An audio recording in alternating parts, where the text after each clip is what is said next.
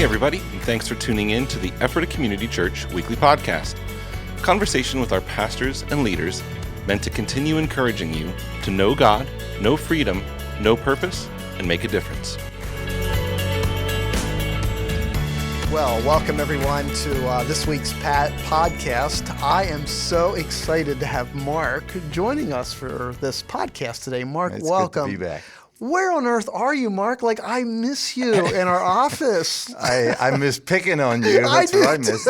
I know, but we've had some great times together, we did. Just relationally, just building that over the years. But yeah, you're not coming to work at ECC anymore. Yeah. So are you working anymore? Well, Marlene puts me to work for one thing, but I do have projects around home. But I did get a part-time job at Paul B's in the warehouse, in the wholesale warehouse. So I'm not.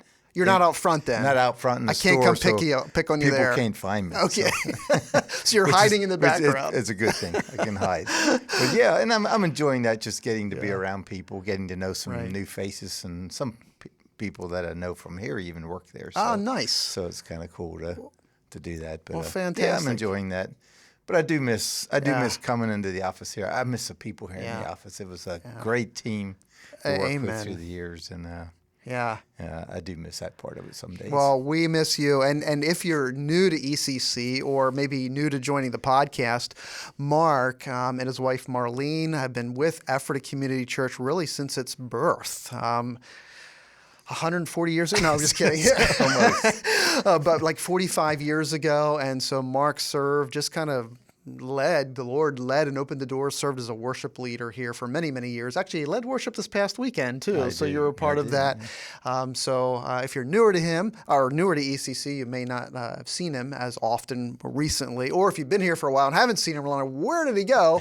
Now you got a little bit of an update of where he was. But today, we want to talk a little bit more about worship. That's why I invited you back to be a part of this particular podcast. We're in this series on the book of Revelation, focusing on the theme, not so much about it's what you know, but it's in who you know, focusing on Jesus. Yeah. And obviously throughout the book of Revelation, it's so interesting to see that when things get tough, when things get challenging, people turn to worship.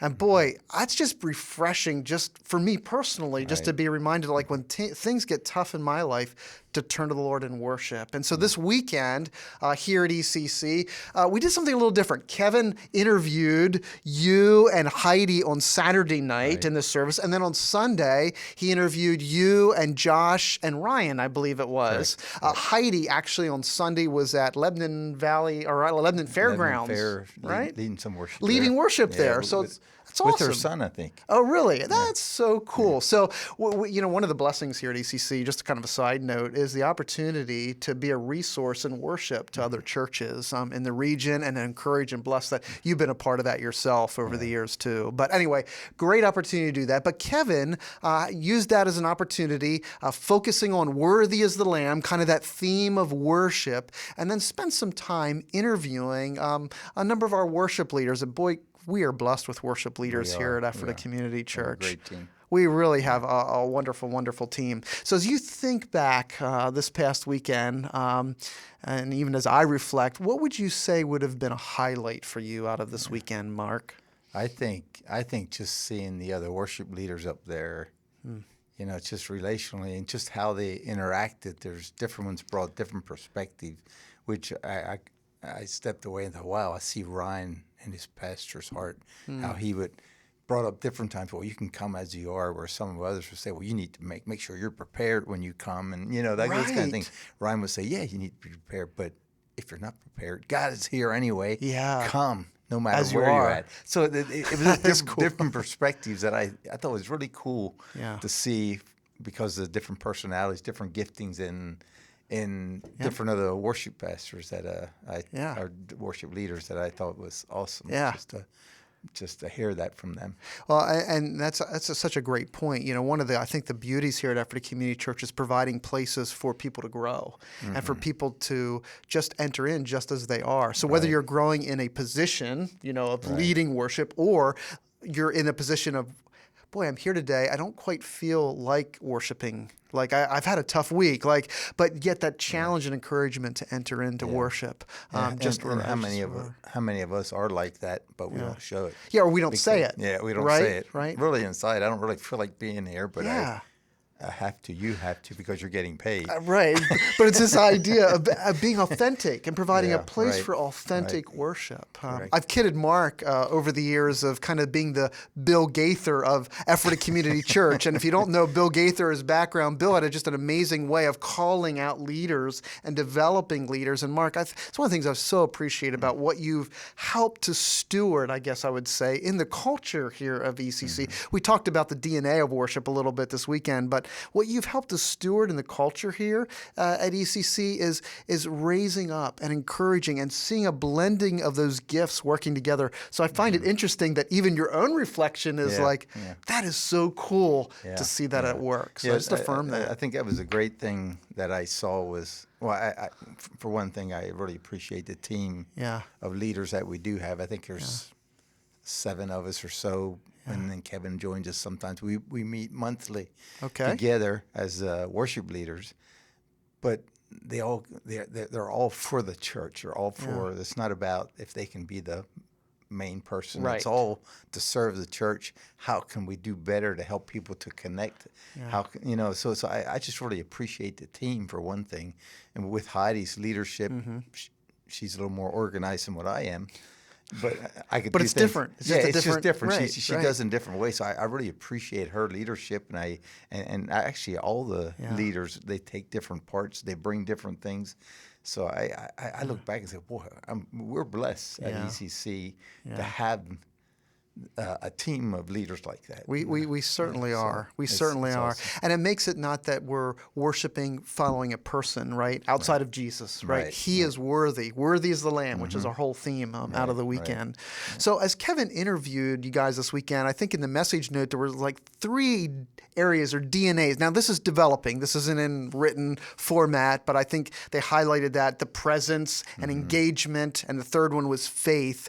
But as you think about through that time through the weekend and even highlighting some of those DNA pieces, Mark, was there anything specifically that you didn't have time to speak to and would have liked to I would have loved to spend 20 minutes on that, which we don't have in this podcast, but you'd like to spend a little more time on, or something that you reflected on and say, boy, this is a heartbeat at ECC that, man, I just want Ephrata Community Church to continue to press in on. Well, I one thing I thought of just as you're talking here is that, we can have all kinds of formulas of how to, do this or do that, or even as leaders, we want to do this. I mean, I remember years ago, he said, we ought to sing 2 fast songs and then a slower song and then, whatever. Oh, right. Whatever. Okay. Scripted in some ways. Scripted, okay. But you can have all these different things. But what I saw more than anything, it's a heart that we need to have that, now we got so much good worship music out there. And I think it's so easy to be tempted to go off and to be like so-and-so, whoever. I should have the long hair like Brandon Lake or either, whatever. That'll never happen. That'd be a little trouble for you a little there. trouble for me, but, or I need to wear a cap like, whoever does, So we got all these clips out there, and I think it's so easy to be tempted to be drawn to the stardom. And as leaders, so what's so important, and what I appreciate here, I feel like people come ready to worship for the most part, and that creates an atmosphere that it's not about the leader, but it's a congregation that makes a worship, and if we all have a heart to come and give to God, we're going to have great worship, and because it's about Him, and it's not about any of us. It's not about the stage. It's not about whatever. We definitely got to do our part as leaders. Yeah. But if you just stand there and watch us sing songs, it's not going to be a congregational worship. Yeah. So if we all come with a heart and get rid of all those ideas, we can learn a lot from all these watching YouTube clips. Sure. We do learn things, but I appreciate that we can have radio stations have worship music all the time and all that stuff. Right. It's excellent, but that's not the point when it comes to worshiping God. Yeah. It comes back to the heart. So, And I think it was you, Mark, that had said in the service too that one of the things that just always blessed and encouraged and inspired you when you were leading worship is to look out at the congregation and see heart engagement. It wasn't. It's not a show. It's whether it was tears or whether it's hands raised or kneeling but you saw that engagement, and you can kind of sense or tell like, wow, somebody's worshiping from the heart, and that always. I think you commented to that's just seeing that level of engagement is what it's all about. Yeah, especially when you see from all generations. Good point. You see the youth over on this side; they always sit Yeah, over that's there. right. And, and you got all the different generations. You got them in the mezzanine. You got them anyway. You got different people's emotions are different. So some people's going to shout quicker, and some that's not more holy. It's just different people would do things different. But when you can see people stepping out in their and letting their emotions get connected with God. Yeah. I know it's not about emotions, Right. but worship is emotional. Yeah, it is. It is. You should be a little emotional when you tell your wife that you love her. You Yeah. should. Yeah, I think Marlene would appreciate that, and I know Teresa would very much appreciate that. So Yes. emotions are involved. Yeah, they are. Yes. Without letting the emotions drive us. That's Yeah. what everyone's afraid of, and I think we should be. Us Germans probably should not be so afraid of that. Yeah. Well, and another thing I just want to circle back to, because I think you were also highlighting from a leadership, from a platform presence, if you will, is this idea I was hearing of humility. Right, like leading out of that place of humility. I think you were talking about, hey, I don't need to be like I don't want to be myself, but I also want to keep that spirit of humility. And I think that's an important part for any congregation, really, and for any leader. But even as in the context of worship, of leading with a spirit of humility as well, which Mark, you've modeled so well here at ECC. I just want to honor you in that style of leadership. But again, I think that's embedded in our culture somewhat too. So, yeah. And I pray that's something that is maintained Right. as we continue to move forward. That was so helpful. It was interesting. One of the pieces of feedback we got from out of the weekend was people seemed to really appreciate some of the practical aspects of worship. And one of the things you guys touched on was, why do we repeat songs so often? Like, can we move on to another song?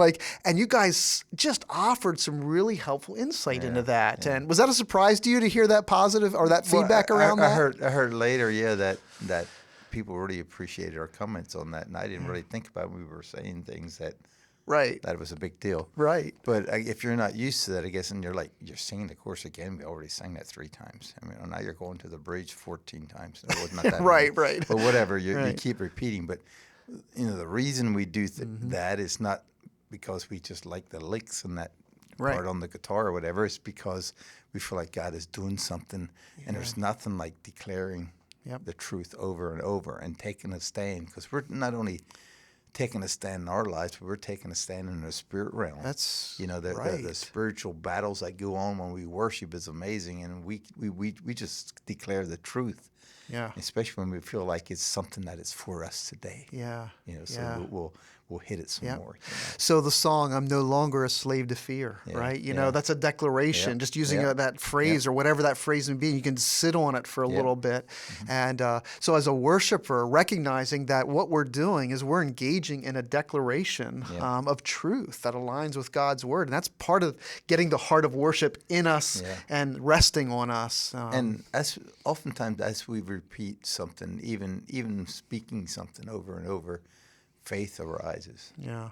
Or you hear someone declare, and Martin keeps reminding me this or that of, there's some healing things that we were believing for last year, and